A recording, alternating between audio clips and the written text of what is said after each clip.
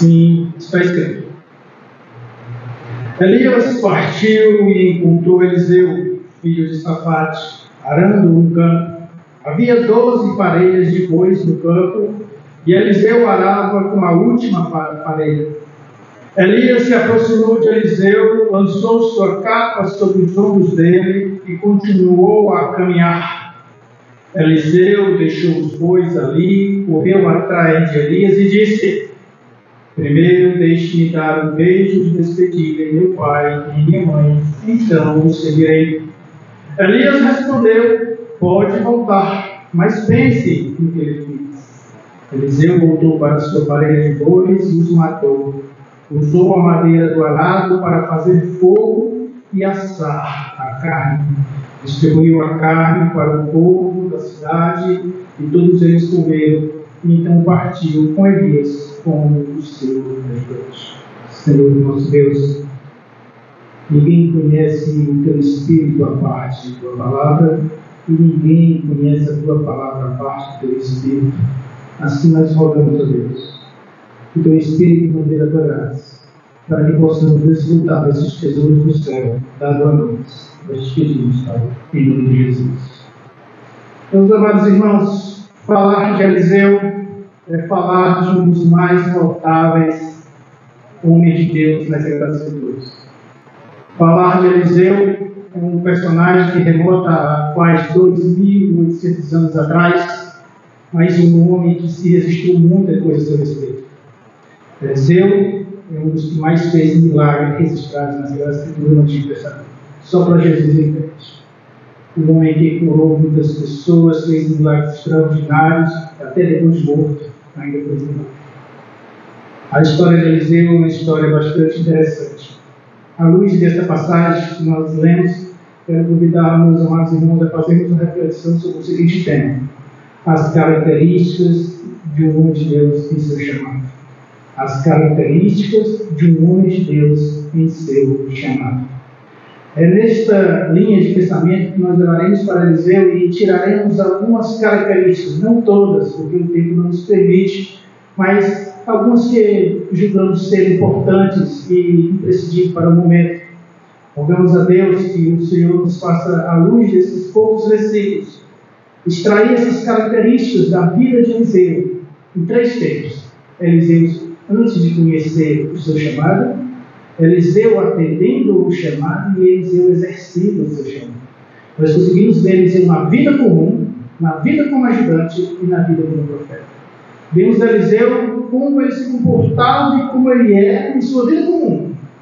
Vemos Eliseu como atendendo o seu chamado e servindo Elias por uns 8 anos como ajudante. E depois, por mais de 40 anos, Eliseu sendo profeta. Desde o seu chamado até a sua morte, uns 50 anos de ministério. Um grande homem de Deus, temos muito que aprender com ele. Um homem de Deus, o qual está registrado muita coisa a seu respeito. Mas a respeito do seu chamado, apenas esses versículos. O livro de Reis aqui para frente, o segundo livro de Reis até o capítulo 13, vai falar muita coisa a respeito de Eliseu. Eliseu, no seu chamado, nos mostra exatamente isso. É um homem de exemplo, para mim e para você. Exemplo de fé, exemplo de submissão, de obediência e coragem. Muita coragem. Meus amados, olhamos para o primeiro versículo, o versículo 19. Nós conseguimos observar uma grande característica a respeito de Eliseu. Eliseu não escolheu ser profeta. À luz desse texto, nós deixamos bem claro isso. Eliseu não escolheu ser profeta. Se você olhar o verso 16 do capítulo 19, de qual estamos aqui degustando, você vai ver uma conversa de Elias com Deus. É um momento, sim, difícil na vida de Elias. Parece que Elias está pedindo baixa na carteira, mas Deus diz: não, Elias, você ainda tem uma coisinha para fazer, você ainda tem um restinho de ministério. Você vai fazer 3 coisas: vai ungir um rei sírio, Hazael, vai ungir um rei para Israel, Jeú, e você vai ungir o seu sucessor, Elias, filho de Safate, da cidade de Abel-Meolar. Elias sai dali e cumpre este mandamento. Ele consegue ungir Elias. Agora o texto é bem claro. Olha o que o texto diz: Deus dizendo: unja a Elias, unja a Eliseu. Essa conversa de Elias com Deus, e Eliseu estava na sua vida comum, não fazia ideia dessa conversa de Deus com o profeta Eliseu. A seu respeito. Tratava-se dele, era a respeito dele. Interessante é que quando Elias sai à procura de Eliseu e encontra, provavelmente nem o conhecesse. Provavelmente Eliseu era um homem comum, conhecido apenas na sua comunidade. E aí o texto diz bem claro assim: Elias achou Eliseu. Elias achou Eliseu. Eliseu pode ser que nunca tenha pensado em ser um profeta de toda a nação. Pode ser que nunca tenha passado na cabeça de Eliseu ser quem ele foi. Essa história de Eliseu, ela nos faz pensar como Deus trabalha em nossas vidas. Tem um comentarista muito conhecido, Matthew Henry, ele fala exatamente isso. Olhando para essa passagem, ele diz: Elias encontrou Eliseu por ordem divina, não na escola dos profetas, senão no campo, não lendo, arando ou sacrificando, senão arando a terra. Não encontrou Eliseu orando nem sacrificando. Não encontrou Eliseu no templo. Não encontrou Eliseu nas atividades religiosas. Mas encontrou Eliseu no campo, arando. Deus encontrou Eliseu no campo. Nós temos exatamente João capítulo 15, verso 16. Jesus Cristo dizendo assim: olha, não foram vós que me escolhestes, eu escolhi a vós e os enviei para que vocês deem frutos. O chamado vem do Senhor. Nós percebemos exatamente isso. Elias não escolheu Eliseu. Elias não escolheu o seu sucessor. E nem Eliseu escolheu ser profeta. Quem está por trás de tudo isso? O Senhor. O Senhor foi quem escolheu. E Elias aqui é o instrumento para canalizar essa informação, confirmação desse chamado. Me lembra a história, sabe de quem?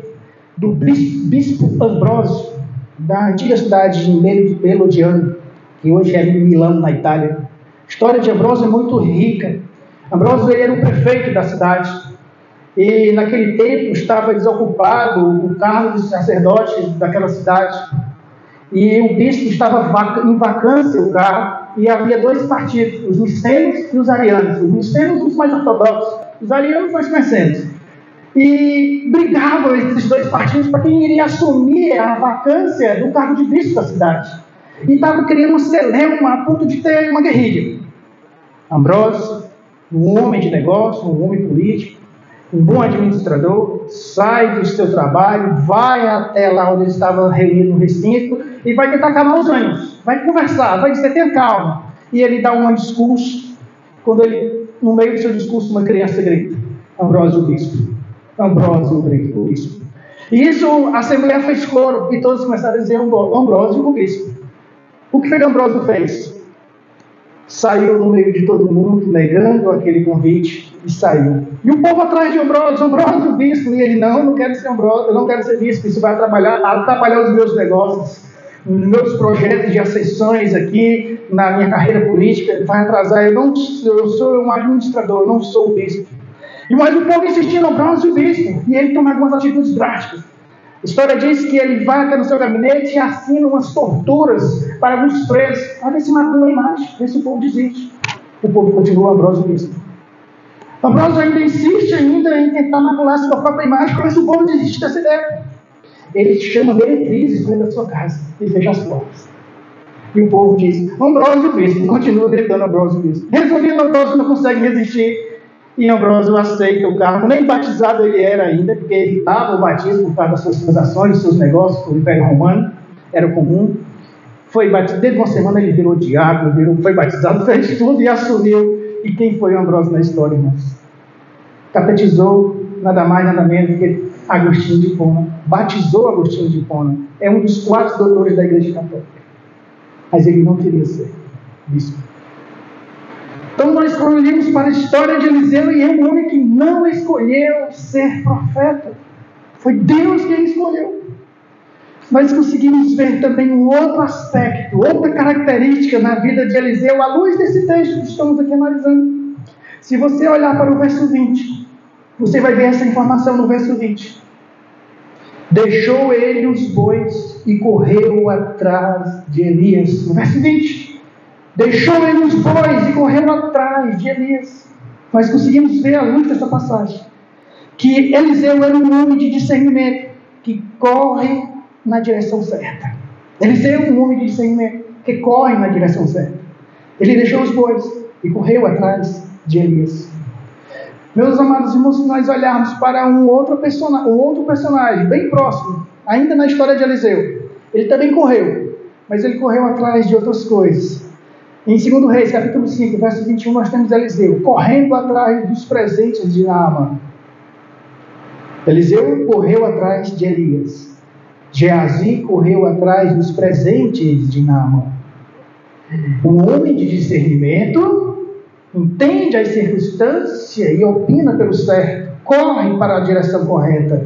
O homem, sem a discernimento do Senhor, sem direção de Deus, corre para o intento do seu coração, atendendo a vileza do seu ser interior.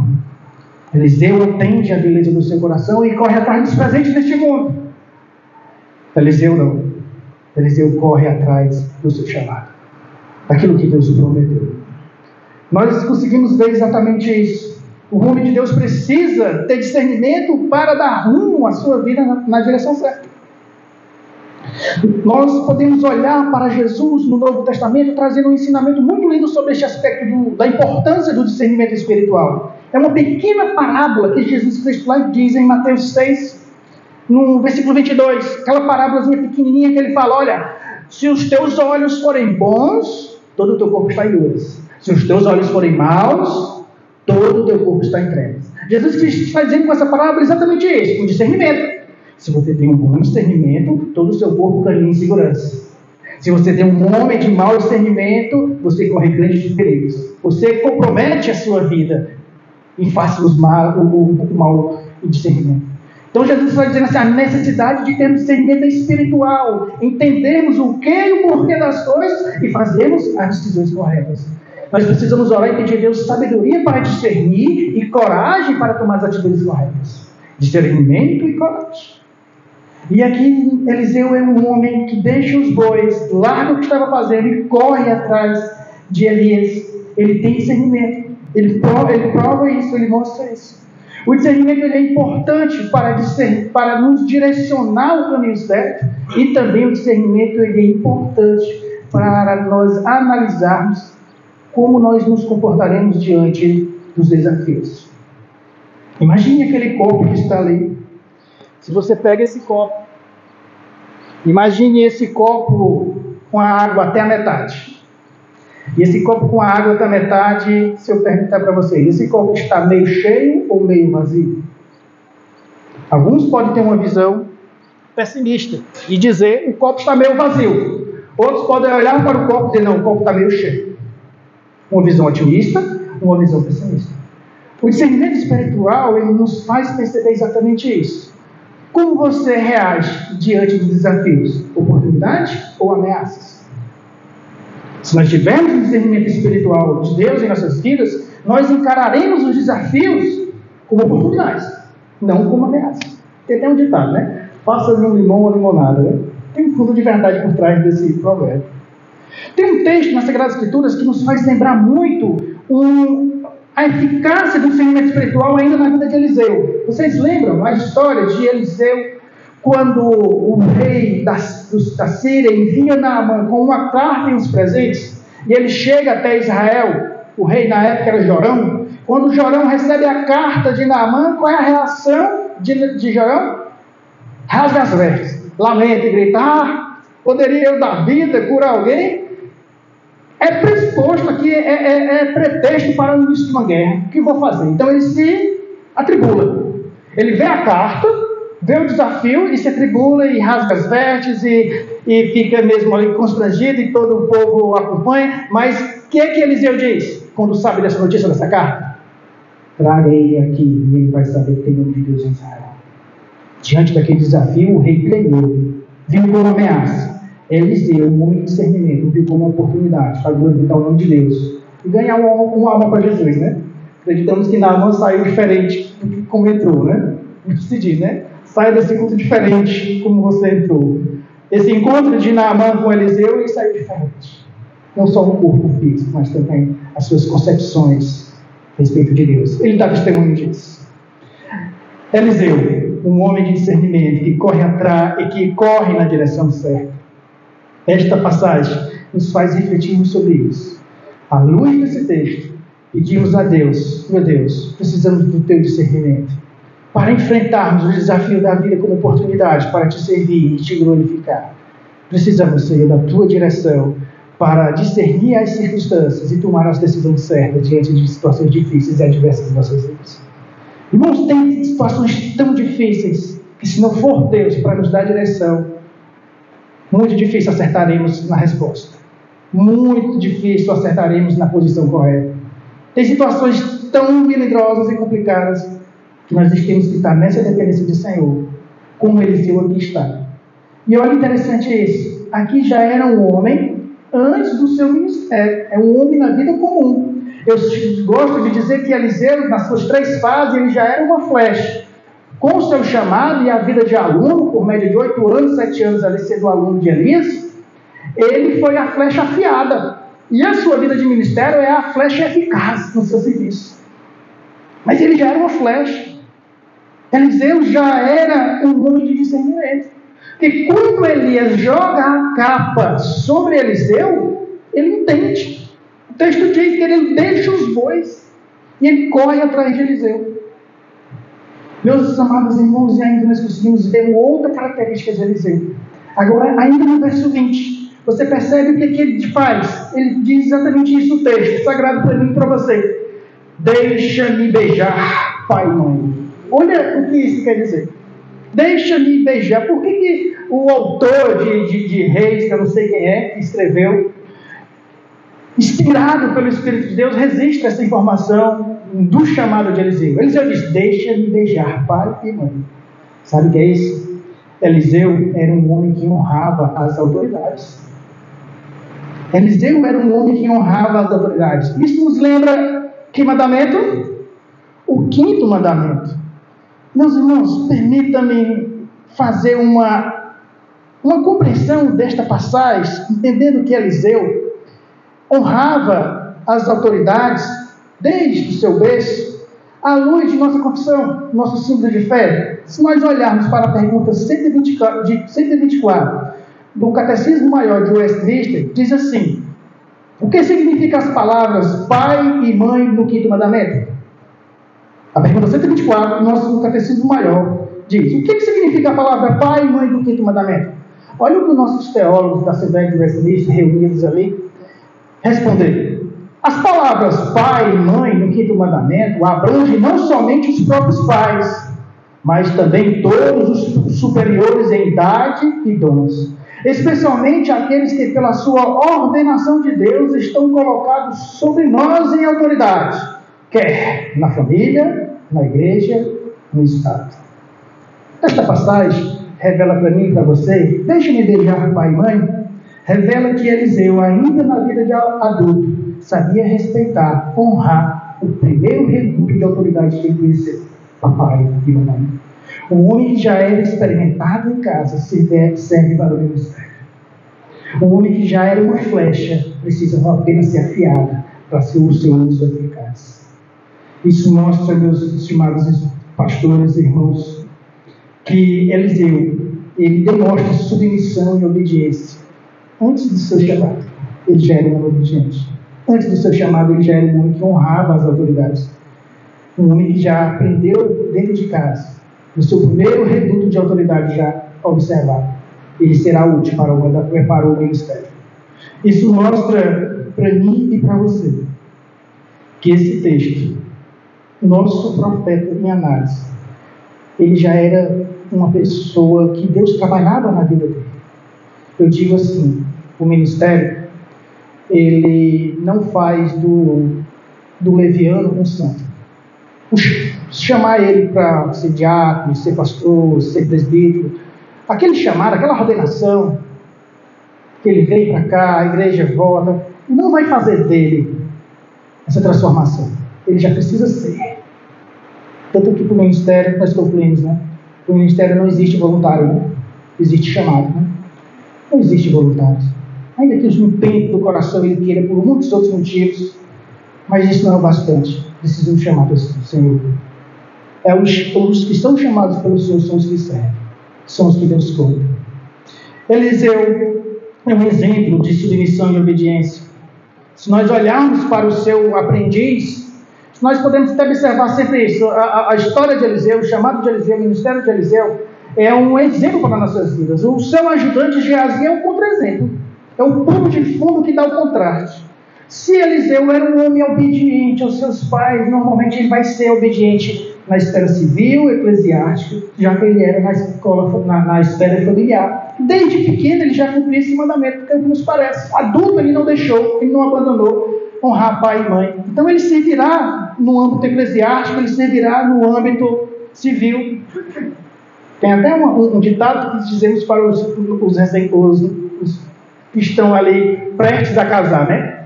Olhe para o que ela faz com a mãezinha dela, o que ela vai fazer contigo. Como ela trata a mãezinha dela, se ela cuida bem da casa, se ela é zelosa, se ela ajuda. O que ela faz na casinha dela, ela vai fazer na casinha que vocês vão morar. Assim era a vida de Eliseu. Eliseu já era um homem experimentado, trabalhado. A escola do Senhor começou quando na vida de Eliseu? Arando o campo, cuidando. Eram 12 juntas de bois, 24 animais aqui, e ele diz no texto que ele estava na 10ª junta de bois, ou seja, ele era o último. No mínimo aqui ele era realmente ou o dono ou o gerente da fazenda. Provavelmente ele era o dono, ou o responsável para administrar a fazenda da família. Ele ficava na retaguarda, tem visão de tudo. Olha o que o nosso pastor disse ontem, o bispo, que tinha visão. Ele era o último. E ele via os que iam na frente trabalhando. Se um errasse, ele gritava, epa. Se o outro vacilar, epa. Se o outro acertasse, ele continue. Ele era um homem que estava na retaguarda, na 10ª junta, olhando e acompanhando, arando o campo. Ele já era um homem de visão. Já estava sendo preparado e não sabia, reverendo Leite, para ser um homem de Deus. A história de Eliseu ela é inspiradora.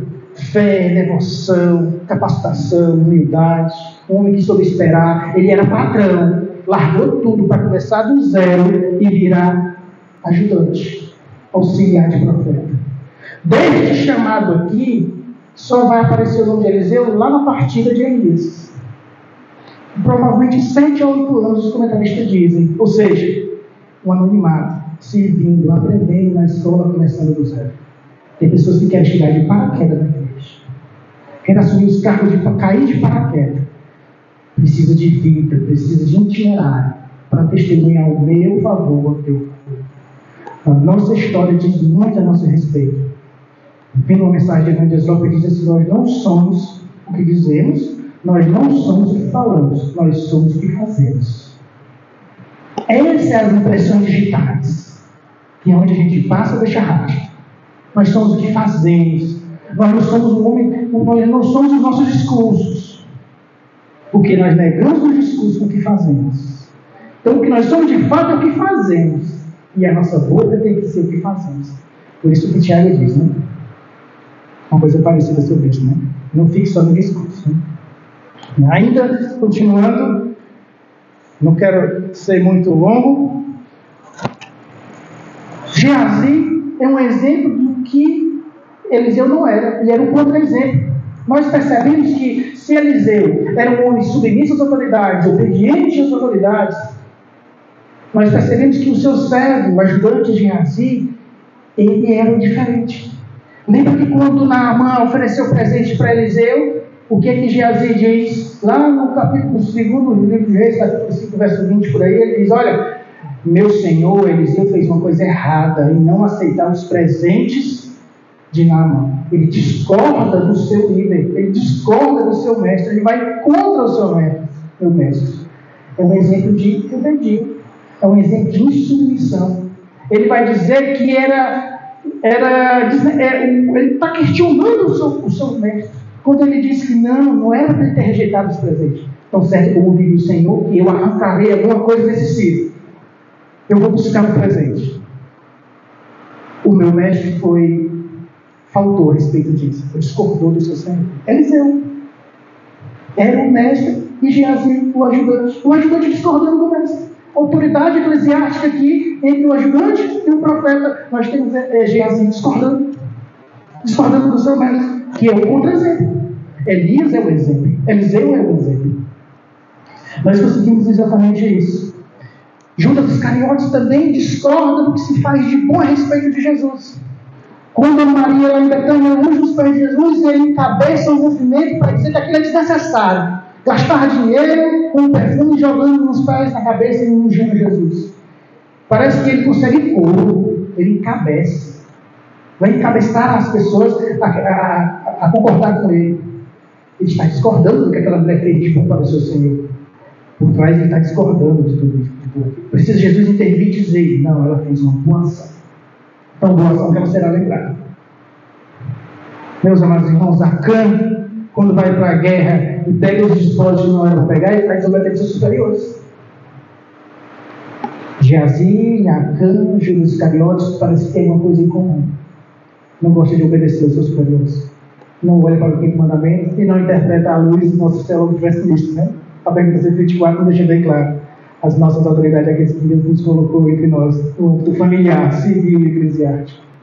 Eliseu é um exemplo de aluno, um exemplo de pessoa que foi trabalhada, aperfeiçoada para ser uma grande flecha na mão do valente. Por último, eu quero acrescentar apenas mais uma característica de Eliseu à luz desse texto. O verso 21 diz assim: matou uma junta de bois e com os aparelhos dos bois cozeu as carnes. Ele matou a junta de bois só dele, tá bom? Ele não foi leviano e destruiu toda a fazenda. Ele matou a junta de boi dele, que é 2 bois, os aparelhos dele, quebrou tudo, fez o fogo, fez o churrasco, chamou o povo. Ele era um homem de respeito na sua comunidade, não é? Porque o povo vem se congratular com ele para celebrar o seu chamado. Ele não era um homem que tinha vizinhos maus com ele, não. Ele era um homem de benquisto na sua sociedade. Olha, ele administrava empregados, cuidava dos animais, cuidava da fazenda, era respeitado. Deus chamou este homem. Deus não chamou outra pessoa. Deus não chamou ninguém lá na escola dos profetas, que estava jejuando, lendo, meditando, nas atividades religiosas. Chamou um homem ocupado. Chamou um homem aqui que estava no campo, mas estava sendo preparado e não sabia. O plano de Deus em sua vida era grande. E aqui começa a se revelar tudo. Aqui é a virada da chave na vida de Eliseu. Mas ele discerne isso rápido. Tudo rápido. Elias joga a capa sobre ele, ele corre para Elias, pede para se despedir dos seus pais. Agora volta, mata os animais e faz um grande churrasco, convida os seus familiares. E ali ele vai agora se despedir e vai servir a Elias como servo. O que Eliseu abandonou para servir a Deus, Geazi, instrumentalizando a religião, vai buscar de Naamã. Você percebe no capítulo 5, no verso 26 de 2 Reis, quando Eliseu vai descortinar o coração de Geazi. Quando Geazi pega os presentes, mente, esconde, chega na presença de Eliseu para o servir. E Eliseu diz: olha, vai bem contigo, o que está acontecendo? E ele insiste em sua mentira. O que Eliseu diz para Geazi, descortinando o seu coração, no verso 26, no capítulo 5? Geazi, é ocasião para tomares prata, vertes, olivais, vinhas, ovelhas, bois e servos. Geazi só pegou umas mudinhas de roupa e 70 quilos de prata. Mas Eliseu discerne no coração dele: o que você quer comprar com isso? Você quer servo? Você quer bois? Você quer campo? Você quer fazenda? É a ocasião para isso? Eliseu pode ter falado, né? Lá no meu chamado, eu abandonei tudo isso para servir o Senhor. E tu, dentro do chamado, quer conquistar tudo isso? Você está com problemas, Geazi. Você está tirando não tem mais prioridade. Está agora com mente confusa, pensamento dúbio. Eliseu é um homem que não é apegado aos bens materiais. Nós podemos tirar esse texto. É uma característica a mais de Eliseu. Um homem que não é apegado aos bens materiais. O homem não pode servir a Deus com o coração dividido. O homem de Deus não pode ter a alma dividida, ainda que essas coisas sejam muito assediadoras. Coisas tão lícitas. O perigo, que nós estamos conversando com o pastor Gleide aqui, o perigo é às vezes que as coisas lícitas. Quando Balaão quis amaldiçoar o povo de Deus, a mão de Balaque, não conseguiu. Mas depois percebeu uma coisa: não, bota umas mulherzinhas lá, que eles vão gostar e vão acabar abrindo a porta. Encontrou a brecha. E às vezes a brecha está nas coisas lícitas. Por trás das coisas lícitas é a verdade. Você, com um pensamento lícito e correto, não, é para minha família, é para o sustento, é para mim. Aí você, tudo bem. Mas por trás daquilo estão as brechas. E aí vai dividir o coração, vai comprometer o chamado, comprometer o ministério. Eliseu é um exemplo. Um homem que tinha discernimento e tinha vocação e prioridade. Geazi é um exemplo, o que dividiu o coração. Geazi tentou servir a dois senhores e teve uma hora que desagradou a um. Eliseu é um homem que serviu apenas o Senhor. E Jesus Cristo já nos ensinou. Mais na frente vai falar sobre isso. O perigo de tentar servir a dois senhores. Os nossos corações, ele é sempre inclinado para atender as vozes estranhas aí fora. Se nós não estivermos aqui com a mente focada e o coração inclinado para esta passagem, para esta palavra, facilmente nós nos distraímos sobre o disfarce das coisas lícitas. Meus amados irmãos, Eliseu focou na responsabilidade, Geazi focou nos privilégios. Eliseu era um servo de Deus, não vivia com atenção aos privilégios, mas atenção ao seu chamado. O apóstolo Paulo, lá em Filipenses capítulo 4, verso 17, ele vai agradecer aos filipenses pelas ofertas que eles deram a Paulo, o sustento que eles promoveram a Paulo, mas Paulo diz bem claro, com letras garrafais, no versículo 17 do capítulo 4 de Filipenses: eu não busco essas coisas de vocês. Eu não estou servindo por causa do privilégio que vocês me promoveram. Eu não faço isso pelo lucro. Eu faço isso para que o lucro de vocês cresça, o fruto de vocês prospere. Eu vivo para servir a vocês, não para ser servido por vocês. Meus amados irmãos, toda responsabilidade tem privilégio. Tem. Toda responsabilidade tem privilégio. Agora, o homem é chamado para servir a Deus, ele tem que colocar na prioridade. O privilégio é o chamado. O privilégio é a responsabilidade. E se a pessoa colocar o privilégio, ele está em maus caminhos. Ele ainda não entendeu o seu chamado. Ou pode ser que nem chamado ele tenha. O foco é a responsabilidade, é servir. Os privilégios estão vindo, você não vai escapar. Mas eles não são o seu foco, eles não são o seu alvo, eles não são o empenho dos seus corações. Isto é bem claro desse texto. Ensina-me para mim todos os dias. Senhor, meu foco é a responsabilidade. É te servir. Tem um texto que diz que o homem não pode estar se gloriando. Mas se vier da boca de alguém uma honraria, é Deus. Não pode vir da sua. Mas se alguém vier e fazer um reconhecimento, é Deus. Você vai fazer o quê? Não, está proibido aqui dizer que o pastor é um homem de Deus. Aí, pastor, dizer que você proibiu, se alguém me chamar de Deus, fecha a boca. Não me diga isso, não. Eu posso. Mas é Deus dizendo isso, testemunhando. É meu filho, é um homem de Deus. Então, à luz desse texto, nós aprendemos isso. E aí, Pedro já falando sobre esse aspecto, em 2 Pedro 2, 3, Pedro diz: olha, aparecerão falsos pastores no meio de vocês, com ambição pelo dinheiro. Esses falsos mestres vão explorar vocês. 2 Pedro 2, 23. Aparecerão homens ambiciosos, camuflados de pastores, para explorar vocês. Interessante que William Barclay diz uma coisa muito interessante ainda desse entendimento. William Barclay fala exatamente assim: uma mente cristã começa com a humildade, com o desejo de servir, em vez de ser importante ou de se sentir confortável.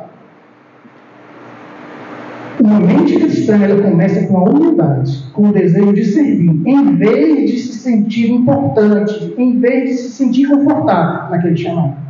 Você olha para Eliseu, ele serviu. Você olha para Geazi, corre atrás desse privilégio. Quer ser confortável, instrumentalizando a fé, sob o disfarce da religião, para atender os desempenhos do seu coração.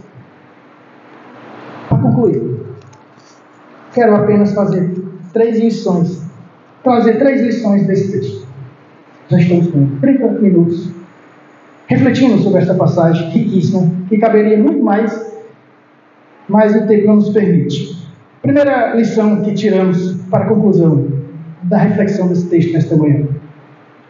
Ao sagrado ministério não existe voluntários, mas aqueles que são chamados por Deus, ou seja, depende somente de Deus. Não precisa querer costurar tudo, não precisa querer ser lembrado. Deus é quem lembra. Você está lá no canto, Deus lembra, envia um profeta até você. Não é necessário você ver com seus olhos, outros olhos podem ver e confirmar o chamado de Deus na sua vida. Quando alguém chega para você, pastor, e diz que você é um homem de Deus, é Deus confirmando o que ele chamou e o que ele confirma. Se alguém chega para você e diz, olha, o pastor fez um bom trabalho ali, é Deus, é as mãos de Deus. Nós somos apenas um instrumento. Mas é prova de que estamos sendo úteis. Estamos servindo. Segunda lição que tiramos à luz desse texto. Devemos ouvir, atender e preparar-se para o solene chamado de servir ao Senhor. Ouvir, atender e preparar-se. Eliseu não caiu de paraquedas dentro do ministério. Eliseu passou no mínimo 8 anos, 7 anos, aos pés de Elias. E olha qual é a observação que o texto sagrado diz de Eliseu, quando um rei pergunta se há algum profeta aqui em Israel para nós consultarmos. Chega um soldado lá e diz, tem Eliseu, aquele que molhava a mão de Elias. Não diz tem Eliseu, o grande profeta, não diz que tem Eliseu, o que faz milagre, o poderoso, aquele que molhava a mão de Elias. No seu discipulado, no seu curso de catecume, ele lavava as mãos de Elias, ele lavava os pés de Elias. Não tinha torneira naquele tempo, não. Pegava a latinha, pegava assim, lava suas mãos. Esse é o testemunho que a própria Escritura dá de Eliseu.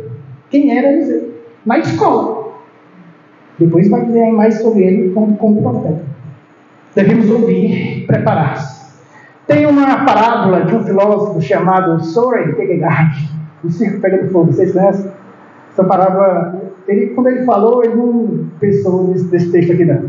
Mas eu pensei. Kierkegaard diz uma parábola exatamente assim. Que naquelas cidades bem pequenas, assim, havia uma cidadezinha e na frente da cidade um pequeno bosque. Chega um circo. O circo não cabe dentro da cidade e fica do lado de fora da cidade, na frente do bosque. Então fica o circo, o bosque e a cidade. No dia da estreia, o palhaço se maquia, se arruma todo, se organiza. Na hora da estreia, na hora do espetáculo, o circo começa a pegar fogo. Aí o dono do circo diz, corre, vai até a cidade e pede ajuda, reverendo Hélio. E esse palhaço caracterizado corre, entra na cidade e grita, o circo está pegando fogo, venha ao circo, nos ajude. E o povo reage como? Que encenação linda! Gostei. Olha que palhaço dramático, olha que encenação linda. O povo começou a dar gargalhada e o palhaço gritando, rasgando os cabelos, vem ao circo, vamos ao circo, o circo está pegando fogo. Resumindo, o povo ficou dando gargalhada. Resultado, o circo pegou fogo, tocou fogo no bosque e tocou fogo em toda a cidade, correu todo mundo. Somente homens preparados podem portar essa mensagem. Somente homens chamados por Deus podem portar a mensagem do Evangelho. Somente homens chamados por Deus são flechas afiadas e eficazes para o seu propósito.